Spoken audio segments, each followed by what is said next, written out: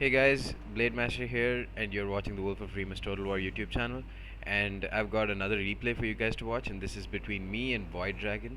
For those of you who might not really know who Voiddragon is, he's one of the top players in Rome 2. I think he's ranked like 30th or 25th or something like that, and he's not one of um, the many players who are on the first page of the leaderboards who are only there because they've exploited the system. He's actually a really good player, and I'm playing him in the beta flash tournament, and let's see how this goes. I mean, he beat me twice in a row in the Wolf tournament earlier, and I will post those replays soon, but I need to still do a commentary over them. Anyways, this is played in the beta flash tournament, like I said, and this map is Olbia. It's a fun map. Let me just quickly go over it for a couple seconds. So you are both the armies are deployed around over here, and well, I have a slight disadvantage because you could see my army from the start because this part of the forest isn't available for me to deploy in, whereas he can deploy his army completely in the forest like he has. But the point of the map is basically you won't be able to see each other's army until both of you just go for a head-on clash with each other in the last couple of seconds, and so that's what makes it super fun. So you can choose to jumble up your deployment as much as you want within the forest, and most likely your opponent wouldn't know what you're doing.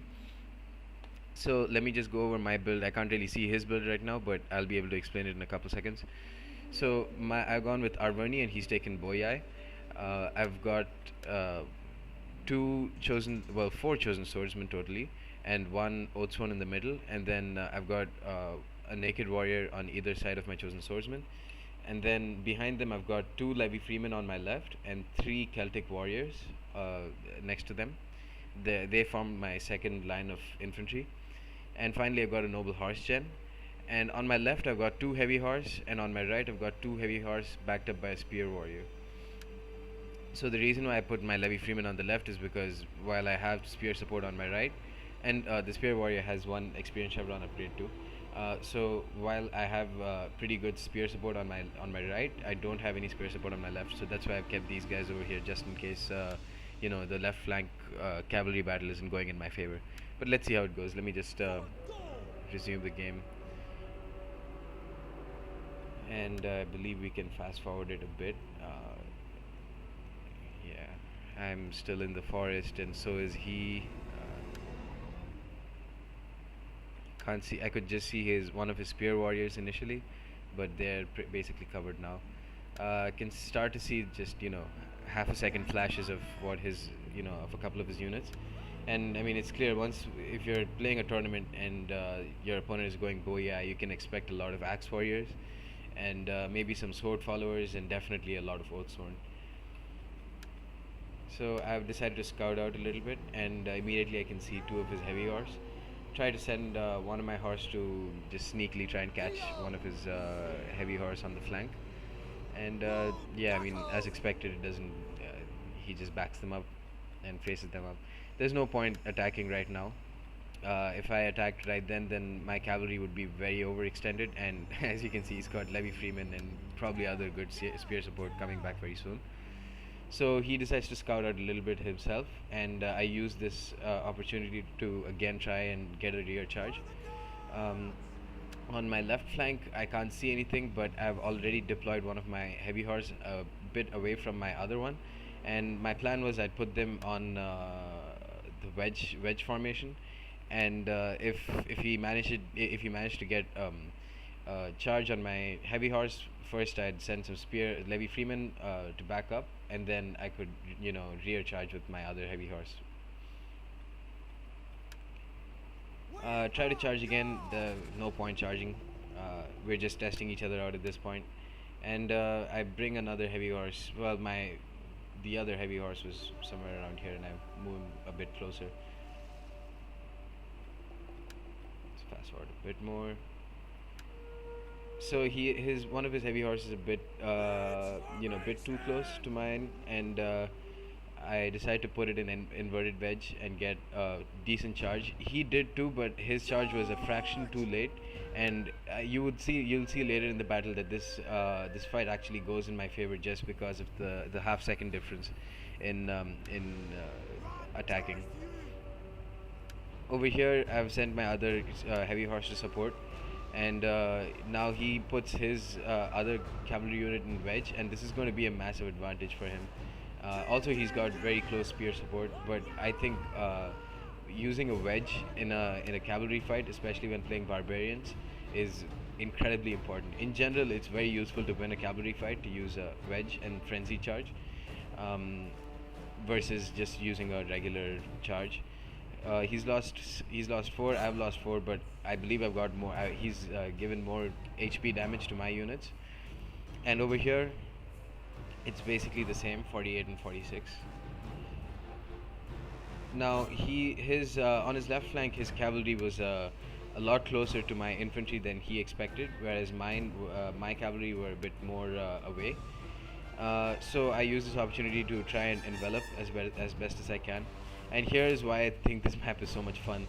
Just look at this. All his entire army is just pouring out of the woods, and so is mine. It's going to make for like a really epic clash, and it's just a perfect map for a barbarian battle. So let me just use this to explain his build. He's taken 4 Oathsworn, so incredibly powerful units, and he's brought 4 of them, which is a lot. And he's got 5 Axe Warriors, and one of the Axe Warriors has a double chevron, and the other one has a single chevron, I believe. Let me just try and find it. Oh, one of them's got a double, and one of them got a triple chevron. In general, I wouldn't really advise going with so many upgrades for cheap infantry like Axe Warriors. Might as well just spend the extra money and get like a sword follower, or a better mid-tier sword unit. So a total of 5 Axe Warriors plus 4 Oathsworns, so 9. Whereas I've got 4 Chosen Swordsmen, 3 Celtic Warriors, 2 Naked Swords, and 1. So I think that it's basically very close in terms of numbers. But I think he's got an edge in terms of quality, because he's got 4 Oathsworn to my just 1 Oathsworn. Now, I've sent one of my Spear Warriors to try to help this cav battle, because these guys are just about done. They're going to get mopped up really quickly, but he catches me very smartly, catches me with his Levy Freeman, and he does so with his other Levy Freeman too. So my Naked Warriors are kind of trapped. Meanwhile, his Axe Warriors are going to charge head on with my Chosen Swordsman and my Oathsworn, and that's not going to go well for them at all. My Gen is a noble horse, and I don't really use him in the initial stages in the battle, and he's going to come in. He's going to prove to be very useful later on. But on the left flank, he's engaged one of his. He's used only one of his cav to engage my cav, and I've got Chosen Swordsman backing them up and another heavy horse. And the reason I put so much support in here is I know I was going to lose the right flank, and so I wanted to overload the left flank so that I could win it as soon as possible. I don't know why, but he brought one of his he put one of his heavy horse very close to his infantry, and doesn't get a great charge against my Naked Warriors. You need to get a rear charge, or like a proper charge against them, and then they would drop like flies. But I've got Levy Freeman here supporting this battle, so these heavy horses are going to die, and this one is routing. Let me put this on slow motion because a lot of stuff is happening at once. So on the right, my heavy horse is wavering, and my Spear Warriors aren't doing too well. His heavy horse is wavering too, but he's just this flank is his. Now, just taking a look at this battle, initially it was very close, but now I've got a definite advantage. His heavy horse is at 18 and mine is at 29. In terms of the general infantry engagement, it's not going in my favor. I've popped Relentless because a lot of my men were wavering. That's a kind of a downside to bringing Celtic Warriors and trying to use them to bog down Oathsworn. They won't do very well, and as you can see, these guys have died without causing too many casualties, just 32. Chosen Swordsman doing a bit better, 67 kills versus Axe Warriors and Oathsworn. So I don't know who. Well, one of the Oathsworn really well. While they've killed a bunch, they've also lost a bunch of men. So I guess that was kind of came out in my favor. My Oathsworn is doing very well. just lost about 17 men and destroyed this triple chevron axe warrior. I won the left flank, and well, now once you're done with the with the cavalry engagement, you really need to take your heavy horse out of wedge formation because it really slows them down a whole lot. And I didn't do that, so it makes getting around and their whole maneuverability aspect. It puts that on a lower scale than it would if they were just on regular formation. Now, after mopping up that axe warrior, I get to rear charge one of his Oathsworn. My chosen swords plus Celtic warrior combination is doing a bit better in this. Um, I mean, in this area. His Oathsworn have gotten bogged down, and now my Oathsworn have got a nice rear charge on them. So they're going to lose this bit. But as usual, he has won the right flank, and I've won the left flank. So it's still very, very, very close.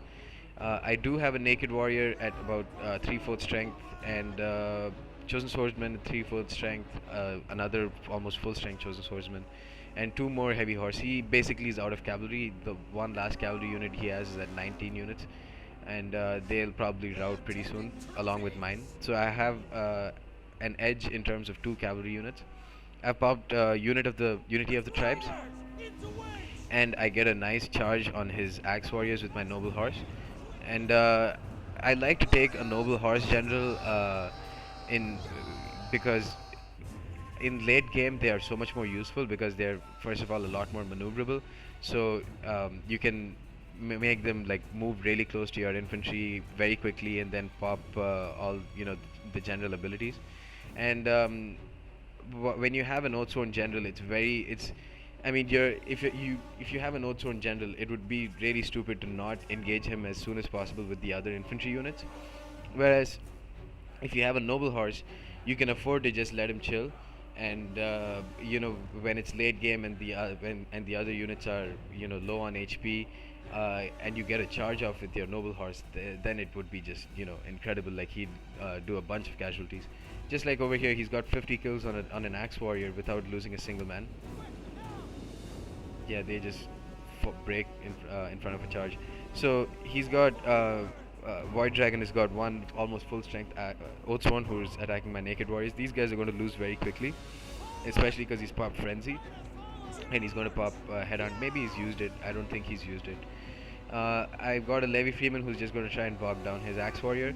And over here it's not looking really good, but the one good aspect or the one silver lining that's going in my favor is that I've managed to rout his general.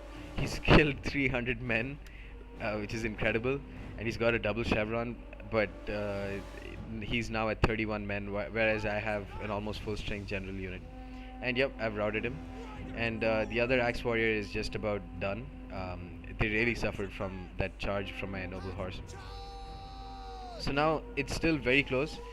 We don't really know how well it's going to go. I mean, in whose favor it's going to go, because he's got a one almost full strength Oathsworn, one Oathsworn which is has a lot more men than mine, and I've got some chosen swordsmen, but in terms of numbers it's basically the same. He has an axe warrior whom I charge with my heavy horse, and they're about to rout soon. But the only good advantage that I have is that I have a noble horse gen who's still at around 3/4 strength. I get a rear charge with my chosen swordsmen who've done really well, and a rear charge on any unit is going to cause a morale shock, and a rear charge with one of the best mid-tier sword infantry in the game, such as chosen swordsmen, is definitely going to cause a bunch of damage to any unit. But these guys are holding out very well. My Oathsworn also got rear charged by his Oathsworn, and even though I popped Frenzy, these guys are just about to rout. It does kind of look like it's going to go in my favor at this point. I do get some nice charges nice charges off. His axe warriors did very well, but they just don't stand up to a charge as well as other mid-tier sword infantry.